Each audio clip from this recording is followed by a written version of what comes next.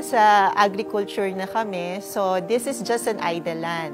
So we were looking ngayon na magkaroon ng another business or yung idle land natin ay mapakinabangan natin. Here comes yung vet namin who introduced us the multiplier program of the National Dairy Authority, where yung New Zealand cows ay papadala nila dito sa Pilipinas at magkakaroon tayo ng sariwang gatas na sariling atin. So, this is also to answer the malnutrition in our country today. So, very, very attractive yung programa, kaya naman kumuha kami agad-agad noong New Zealand cows nga. Bago man yon, naglakbay-aral muna kami. Tapos yung mga New Zealand cows, tinignan din namin yung mga other dairy farm. Nagpunta din tayo sa seminar nila. At saka, ayun, nag-ayos tayo ng pasture natin para naman meron silang sariwang pagkain na pagkukunan. So, nung dumating din sila, ready na lahat yung farm mismo para doon sa New Zealand cows natin. Ang lahi ng baka na nandito sa farm ay Holstein Sahiwal. Yung Holstein ay galing sa New Zealand breed at yung Sahiwal ay India para makapag-adapt yung mga baka natin sa climate din natin. So, ngayon ay meron tayong 80 cows kasama na doon yung mga baby cows. Nung una nag-umpisa lang tayo sa 25 cows hanggang dumami din sila. Ang maganda sa mga bakang ito, talaga namang natural lang na freely roaming sila dito. So, sariwa yung pagkain na kinakain nila, freely roaming sila, kaya these are happy cows, sabi nga natin. Tapos, kung ano yung nasa paligid, rich yung resources natin, kita naman na very green, rich yung vegetation natin. At the same time, panatilihin natin malinis yung mga baral nila, sariwa yung tubig, at hindi natin sila na kukulong. Kaya naman, happy cows nga sila.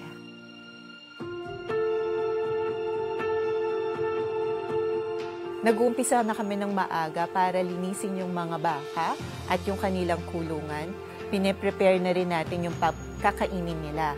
Pagkatapos, yung mga mommy cows natin, dadalhin na sa milking parlor para gatasan sila, para sariwang-sariwa yung gatas nila. So, pagkatapos natin silang gatasan, tamang-tama, prepared na yung pagkain nila, kakain na sila.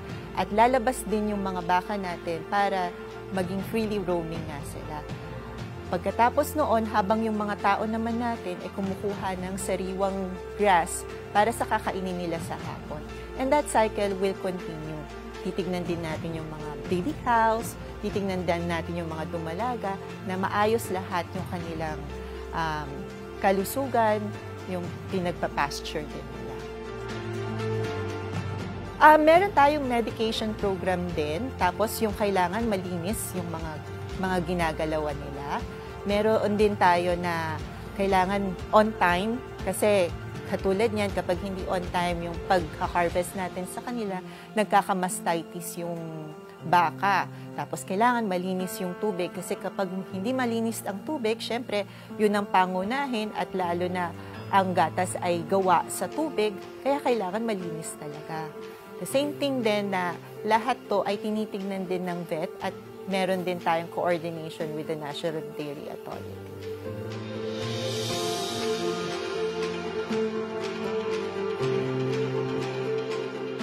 Actually po, bukod sa pagkain na nakikita natin sa farm na pwede nilang i-freely pasture at i-graze, meron din tayong mga partner farms na kung saan kumukuha din po tayo or cut and carry ng mga damo. This way po, nakakatulong din po tayo na mapanatili natin yung mga lupain ng mga other farmers na malinis at kumikita pa po sila. So in that way, we're helping also the farmers and sustaining our food for the baka.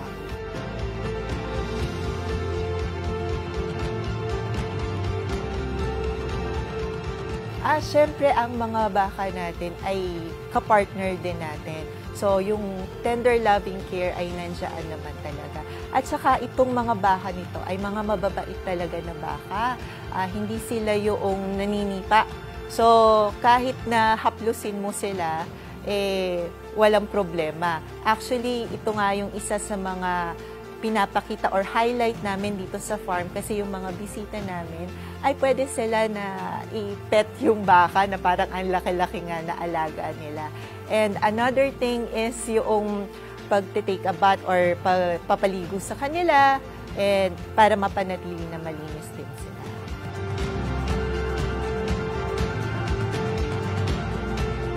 Assisted po tayo ng National Dairy Authority under the umbrella of Department of Agriculture. Sila po mismo yung pumupunta dito para i-check po yung mga facilities natin if nakakasunod po tayo dun sa pamantayan nila.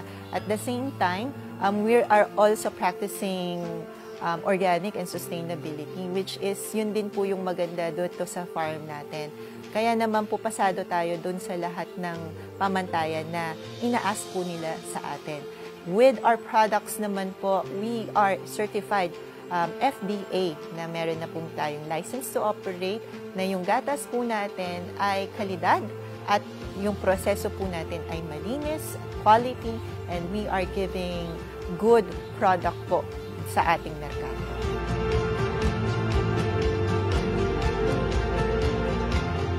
Hi everyone! I'm inviting you to come and visit New Zealand of Tanay Milk Farm, where you can see New Zealand cows freely roaming in hectares of land while eating fresh vegetation that you can find in the farm. Dito din po natin makikita ang sustainable farming where you can experience it with yourself. At dito po, pwede po kayong mag-grass feeding, mag-milk feeding po sa mga baby cows natin. A unique experience to try with the family. Meron din po tayong ATV, camping, Airbnb, and among others, para po ma-enjoy po natin ang buong experience dito sa farm.